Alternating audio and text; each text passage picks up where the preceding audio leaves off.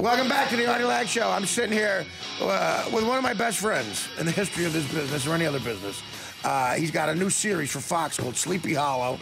My ex-roommate, one of the best men I've had the privilege of knowing, Orlando Jones. Seriously? This is such a horrible introduction. What's up, buddy? What's going on, man? Hey, normally he would say that jack off over there. He used to hang out with. All of a sudden the camera's here. It's too nice. So now you're in town for the upfronts. Yeah. Stuff we used to do together for Mad TV. Yeah. And you got a series, Sleepy Hollow, on Fox. Yeah. If there was one person, if I had to say there was one person that literally has done everything in show business, it is you. I know, honestly, because when we met, you were a writer. You were an established writer for network television. And you would executive produce shows. And then you started just doing sketch comedy. Yeah, why not? He just jumped into that for a couple of years. And then, you know, dramatic acting. Again, there was a long period of time where we didn't speak, but Liberty Heights, you're so great in that, man. Barry Levinson's Oh, yeah, movie. yeah. That's one of my only favorites. Yeah, man. I hate watching myself. It's the most horrific experience ever. Yeah, well, I hear what you're saying, but now, so this Sleepy Hollow is on Fox. Is it a drama? Yeah, it's a drama. So now, what is it? Just about the story of Sleepy, the legendary story? It's kind of crazy. Yeah, it's not that. It's sort of that meets Da Vinci Code, National Treasure. It's sort of going back to the basis of Sleepy Hollow, and sort of retells that story with these guys, Kurtzman and Orsi, who did Star Trek and Transformers and That's Superman. what everything is now, man. It's all stuff like that. Yeah, it's literally it's like you're watching a movie. It's like a full-blown blockbuster movie. It just happens to be on Fox. It's crazy. It's an hour drama. Hour drama. So, dude, I mean, we used to do Mad TV. That schedule was insane. So you're shooting like a mini movie every week, right? I mean, it's that's what it'll be. How many episodes is it picked up for? I think 15. Wow. 15? So you got a lot of work ahead of you. Yeah. It's gonna be. And I'll be on the East Coast, it looks like, too. So you're kidding me? Yeah. It's shot in New York. I'm not sure yet. You don't know where on the East Coast? I don't know where. I'm just pretty sure East Coast. Okay. Sleepy Hollow, I mean, it could be up in, Massachusetts somewhere. Yeah, it could be. They're going to do a location thing like that? I think so. Oh, I know so. We shot the pilot in North I Carolina. hope you're here. That would be awesome. How, so now you're married with one kid? One kid. One kid. Yeah. So now how are you going to get a place here and keep one in L.A.? No. You'll always have a place in L.A. I mean, but no, I'm bringing it. I can't not see my You're daughter, yeah, my wife. yeah. That's not sexy. How old is your daughter? 2.5. I gotta meet her. Man. Yeah, by the way, you do. Dude, she walked in butt naked, 2.5 years old, announces without a shred of doubt in her voice, "Daddy, my favorite song is Rococo by Arcade Fire." Walks out of the room. Oh my God! It's like, what kind of? So is she like on the computer already and stuff? She's got her iPad and all that kind of stuff. 2.5, and they do that. No, she knows exactly what she's doing. Well, your kid, you told me how I old have a your 2.5-year-old daughter too, and they know how to do the whole very thing, flip savvy, Very savvy. I mean, she can take it. There's all the icons on there. Boom, she slides it. It's on. Boom, boom, boom. Gets to the Disney one and knows exactly where picks they're through going. what video she wants to watch. As a parent, does that scare you, or are you like that? Like, do you think ultimately that's a little too? She's got access to a lot of stuff, man. Well, she does and she doesn't. Right. Okay. So I mean, look, you can't stop technology. Right. So that ship has sailed. That one you gotta let that go. That's true. You're either gonna get on it or but I or become the Unabomber. I would exactly right. I'd rather teach her what the rules are, right? Like rather than just sort of expect her to figure it out when it's too late. You know what I mean? Yeah, So, I don't know. I mean, it's like fire. You go fire hot. The baby goes, okay, I'm not going to touch the fire. Fire's hot. You go, put a naked picture on here, I'm going to punch you in your damn face, okay? I'm going to punch you in the face. I don't want to get punched in the face. Growing up in L.A., it's almost child abuse not to get them savvy on everything. You have to. I mean, L.A. is, I'm Alabama, South Carolina. Right. What do I know? No, I know. But, I mean, you went out there when you were 22 when you went out there. Yeah, adapted pretty. Yeah. So let me ask you this: when the time comes where she comes to you and says, "I want to be an actress," right? How's that conversation going to go? Well, like I'm going to win. You know what I mean? I mean, it's her choice. She got to make her choices. I mean, there's no way around. What am I saying? It's not a good job? It is. Look, if you, people always dog on a showbiz, whatever. If you have a chance to go through life as a celebrity or not a celebrity, the celebrity's always better. Take that road. It's not a bad road. It's a better choice. But you know, the crazy part of the business, I guess, you know, again, every business is nuts, you know. Yeah. But we were just talking about it when we were on Mad TV, and almost 20 years ago, by the way. That's crazy. So we shot the pilot in June of '95. So in 2 years. Yeah, that's right. 2 years will be 20 years. That's right. You said it. So all these really smoking hot chicks were like publicity people's assistants for Fox. So now you're doing a series there, and now they're running the network. They're all in charge. All of our old friends are in charge. Like I literally, that's amazing. I walked in, it was like, oh my god, hey, it was like a reunion was going on, but it's amazing, man. They're all grown up with kids. Because you've done a lot of other work. Have you not worked for Fox? You've done not work with other in networks. this capacity. More Right. ABC. I mean, other networks and stuff. But I mean, I haven't really done a lot of stuff on television. Yeah. You know, You're doing a lot of movies and stuff. everything? Mostly film, and you don't deal with them because they're in the TV world. Right.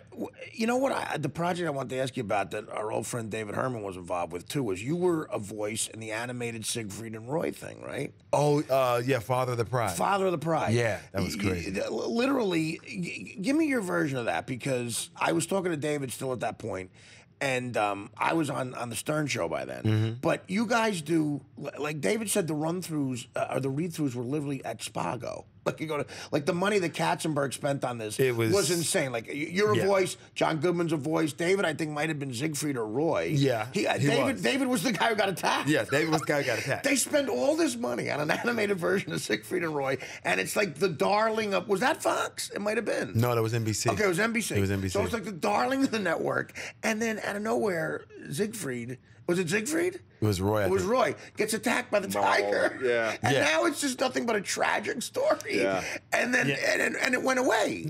Well, it was, first of all, and you were a regular voice on it, right? Yeah, it was me and John Goodman. Me and John Goodman played best friends. God. First of all, he got attacked, and what could you say? All right. What are you gonna do? I'm out here doing the Today Show with King and Couric. And literally, when it happened, right after it happened, we still had to do press. Right, that's right. So I'm trying to oh my God, trying to paint a happy face on this one. Oh, it's a light comedy show. And literally, he's clinging to life. Yeah. It was fighting for his life. It was craziness. It was craziness trying to do press for it, man. It was out of control. What does Jeffrey Katzenberg come in and say to the cast the day after that happened? He tried to put what did he say? Listen, guys, minor setback. You know, look, he was, to be honest with you, he'd gotten close to them through the process of having put the show together. So it was a mega thing. So yeah, it a lot was, of emotions. It was real emotional for him. It was really emotional for him. And I have to say, you know, as people talk about crazy people in Hollywood, I mean, couldn't have been a nicer, more straightforward guy. I mean, great guy. You know what's funny about that guy, Katzenberg, is I had a deal in 02 or 03 with DreamWorks, and I met him very briefly.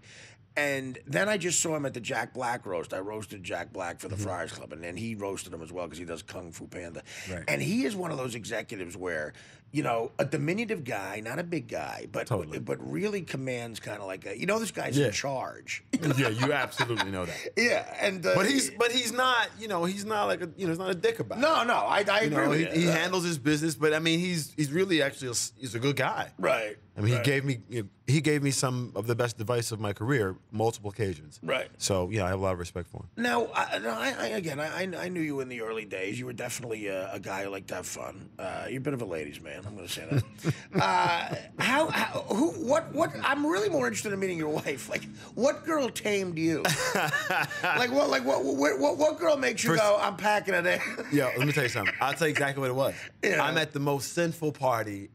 Friend of mine's 30th birthday party, Vegas is going down. Right. I'm trying to orchestrate as much trouble as humanly possible. Right.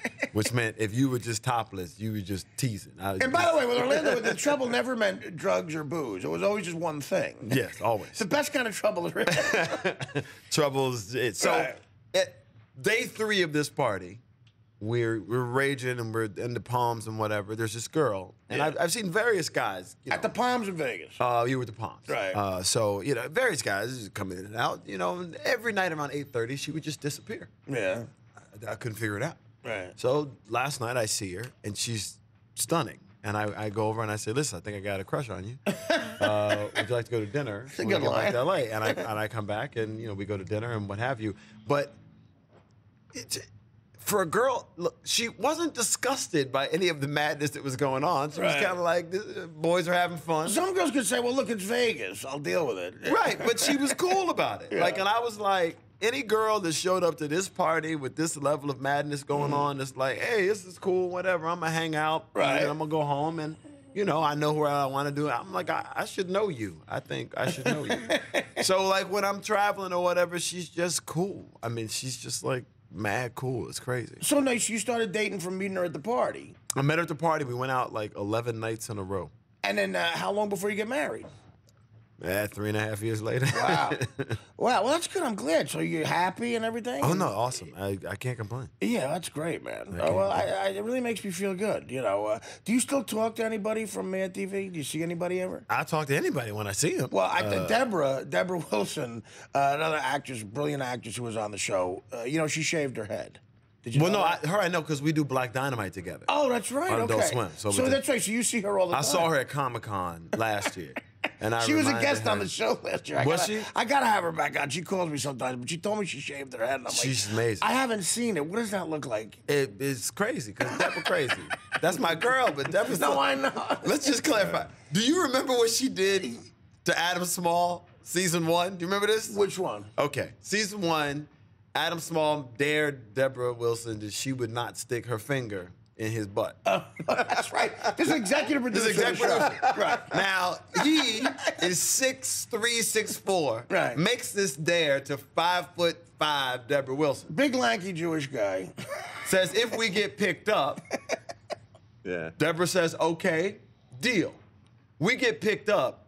She chases him down. Yeah. She stomped that. Like she across. Like she kept going. I get it. Right. Bets off. She's like, no. She held him down in the parking lot, stuck her hand in his pants, She and I listened to a grown man squeal. He squealed. Okay, I saw that with my own 2 eyes. She raped the guy.